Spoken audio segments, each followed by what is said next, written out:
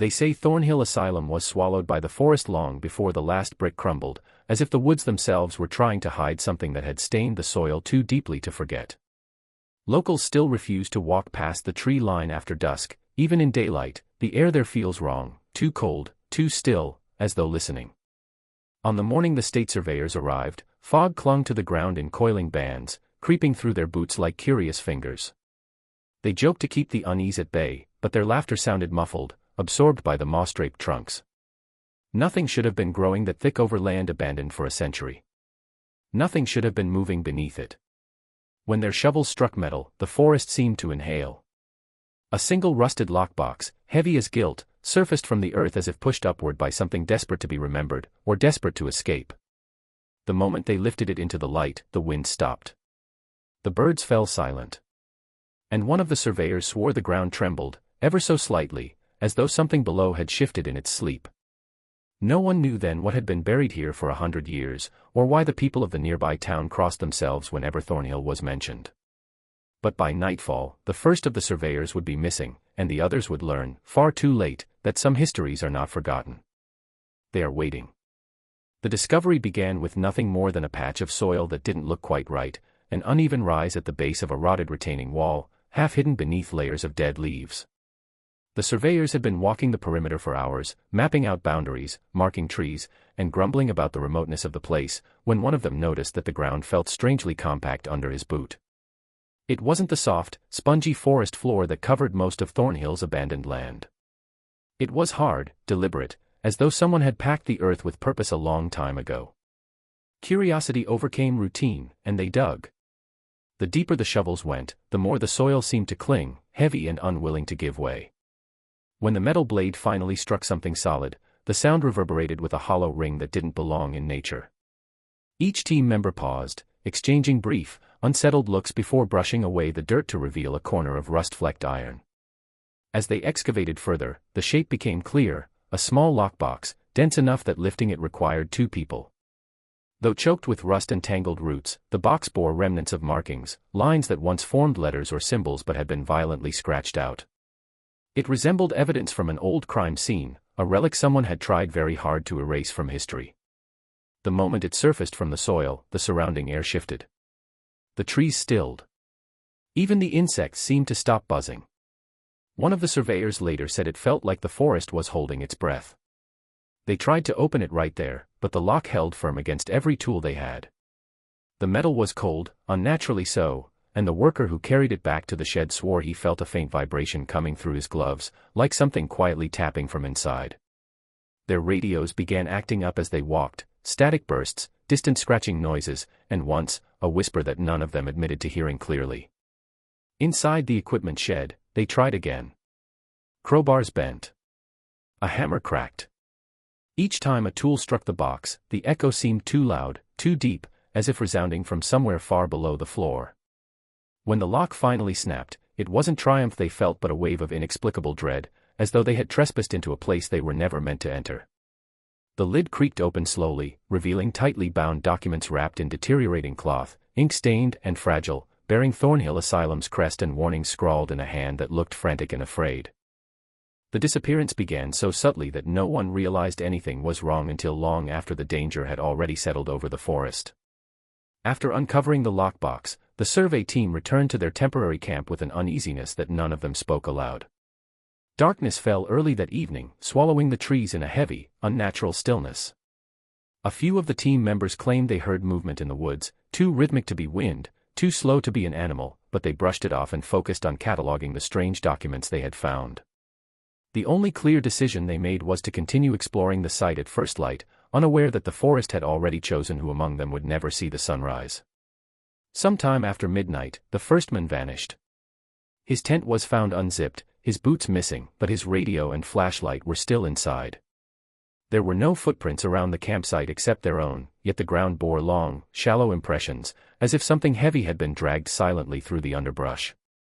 The remaining surveyors assumed he wandered off sleepwalking or had gone to relieve himself, but as hours passed and calling his name received only hollow echoes for answers, panic began to seep in. By dawn, a second member was gone. This time, his belongings were untouched, but the flap of his tent was torn, not cut, ripped as though by fingers with impossible strength. The others insisted on searching before calling for help. They fanned out in pairs, pushing through thorny brush and unsettling stretches of fog. The deeper they ventured, the less the forest resembled what they had walked through the day before. Trees seemed misplaced, paths doubled back on themselves, and at one point, two of them swore they heard the missing men calling for help, only to find themselves circling the same dead tree again and again. It wasn't until late afternoon that they found something, not a body, but the blood-marked map. It lay in the center of a clearing, perfectly flat, as though placed intentionally. A smear of dried red traced a line from their campsite directly to the ruins of Thornhill Asylum, stopping at an area where no official blueprints indicated any building had ever existed. The map had been one of theirs, taken from the camp without anyone noticing. The blood wasn't enough to identify a source, but it was enough to convince the survivors that something was stalking them. Fear finally overtook rationality, and they fled toward their vehicles, shouting each other's names in desperation. Only one would make it back to civilization, wild-eyed and trembling, still clutching the marked map like a warning he couldn't bring himself to speak aloud. The survivor returned 3 days after the team's disappearance, though no one could explain how he managed to find his way back. He was discovered at the edge of the nearest town, barefoot, soaked in mud, and shivering despite the warm weather. His clothes were torn as if he had crawled through brambles for miles, and his hands clutched a rusted metal tag so tightly that his knuckles were white. The tag hung from a snapped chain, stamped with a single chilling word, invalid. When the locals approached him, he didn't speak. His lips moved as though trying to recall how language worked, but no sound came. His eyes were wide, unfocused, darting from shadow to shadow as if expecting something to step out of them. At first, they assumed shock had claimed him. He was taken to the small medical clinic, where the nurses struggled to coax any explanation from him. Every time someone asked what happened to the rest of his team, he recoiled, pressing himself into the corner of the room as if the very question threatened him. The only time he reacted with anything other than terror was when someone tried to take the metal tag from his hand. His silence broke into a guttural, desperate cry, and he clutched it to his chest, shaking violently until they backed away. After that, no one tried again. In the hours that followed, the doctors noted several disturbing details. His feet were raw, blistered, and embedded with pine needles that suggested he had traveled a great distance through dense forest. Yet there were no signs he had eaten or drunk anything for days. His pulse was erratic, racing whenever the lights dimmed, slowing to a dangerous crawl whenever the wind rattled the clinic's windows. He refused to sleep, jerking awake at the slightest noise, whispering fragmented phrases about the one who watches from beneath and the doors that never close.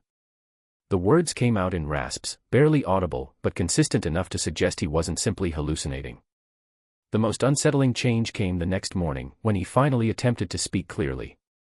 His voice was hoarse, trembling, as though scraped raw. He said he remembered wandering through the forest after the first disappearance, following a faint lantern light that always stayed just ahead of him. He remembered hearing his own name whispered from behind trees, whispered in a voice that sounded like his missing teammates. Then came the point where his memories blurred, a corridor underground, the echo of metal slamming shut, and a presence breathing in the dark beside him. He refused to describe it further. Instead, he pressed the rusted tag into the doctor's hand, staring with hollow, lifeless eyes. The doctor later said it felt as though he was being given a burden, not an object. The discovery of the unrecorded ward began not with a breakthrough, but with frustration. Investigators, desperate to understand what the survivor had experienced, combed through every piece of public documentation on Thornhill Asylum. Most of the records were incomplete, water-damaged, or suspiciously vague. Floor plans had missing sections, patient rosters skipped numbers, and annual reports ended abruptly with no explanations. Everyone assumed it was typical negligence from a century-old institution, until a historian noticed a pattern that wasn't accidental. Each set of blueprints, no matter the year, contained jagged gaps as though entire rooms, or even wings, had been intentionally removed from the diagrams. The missing spaces were too consistent to be mistakes. Curiosity turned to alarm when the historian overlaid the blueprints across different decades. The gaps lined up perfectly, forming a long, narrow structure that should have been part of the main building but did not appear in any official photographs. Intrigued, he requested access to the original architectural submissions archived at the State Records Office. These were supposed to be the untouched versions, preserved for legal reasons, yet even in these originals, that same wing was absent. More troubling was the presence of scratch marks along the edges of the drawings, heavy strokes that had torn through the parchment as though someone had violently scraped something off. As speculation grew, one investigator tracked down the grandson of Thornhill's last recorded architect. The elderly man claimed his grandfather had spoken only once about the asylum, on his deathbed. He had begged his family never to let his drawings fall into public hands, insisting that the building he designed was not the building that had been constructed. According to him, a team of military engineers had taken over the project after his initial submission, working behind covered fences long after the official completion date. None of those engineers were ever named in public documents. Using aerial photographs taken in the 1920s, the investigators noticed faint outlines in the soil, shadows of foundations where no buildings stood today. These shapes matched the hidden wing's dimensions. The discovery suggested something far more deliberate than poor record-keeping. Someone had gone to great lengths to erase every trace of this structure, both on paper and in reality. When the investigators presented their findings to the state, they were met with unexpected resistance. Requests to excavate the site were rejected without explanation. Emails disappeared from archives. Phone numbers they had dialed a day earlier suddenly led to dead lines. The deeper they searched, the more impossible it became to ignore the chilling truth that Thornhill Asylum had once contained a secret wing buried beneath layers of silence, a wing someone with power had tried to bury so completely that only the earth itself had remembered where it once stood. The first mention of the strange carvings came from a pair of investigators who had ventured deeper into the ruins than anyone before them. The remains of Thornhill were little more than broken walls and collapsed corridors, but beneath the debris, beneath the layers of rot and dust, they found a narrow descending passageway that had not been marked on any blueprint, another clue pointing toward the erased wing. The passageway reeked of damp stone and old metal, as though it had been sealed for generations. Their flashlights flickered the moment they stepped inside, the beam thinning as if swallowed by the darkness ahead. The air grew colder with each step, pressing against their skin like a warning. At the bottom of the passage lay a single cell, sealed with a door warped by decades of humidity. The hinges shrieked when they forced it open.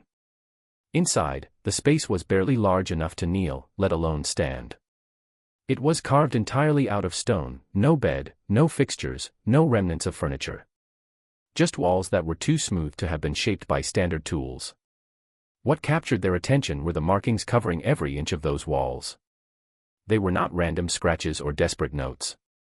They were deliberate engravings etched with such precision that the grooves felt almost machine-cut, though no tools capable of such work existed at Thornhill at the time.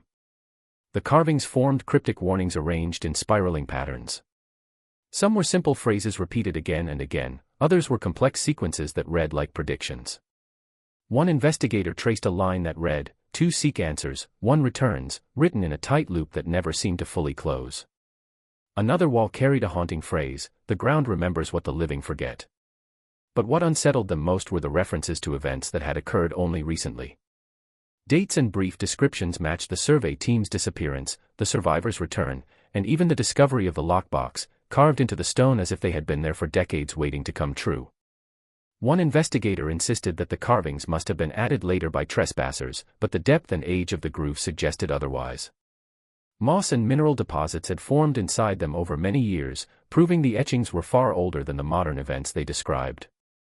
The air in the cell seemed to hum, as though vibrations radiated from the stone itself. At one point, when their flashlight swept across a line curled near the floor, the beam flickered violently and the words seemed to warp for a split second, bending into a new phrase that neither of them recognized but later described identically.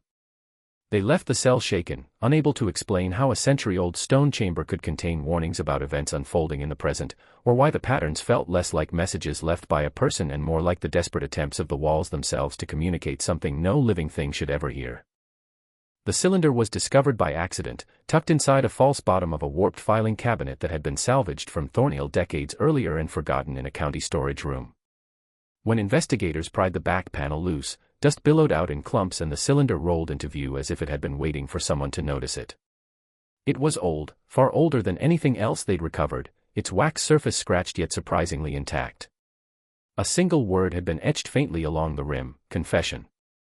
None of them recognized the handwriting, but the initials beneath it belonged to Thornhill's final head physician, a man whose abrupt resignation in 1905 had never been explained. They located an antique phonograph capable of playing the cylinder, and although the machine groaned to life reluctantly, the recording began with a soft, rhythmic crackle.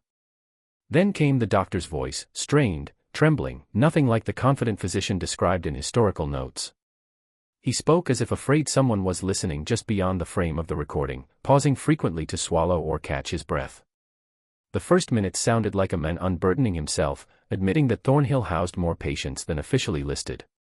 He described an unauthorized program conducted in the hidden wing, one that used techniques even the most experimental physicians of the era would have condemned.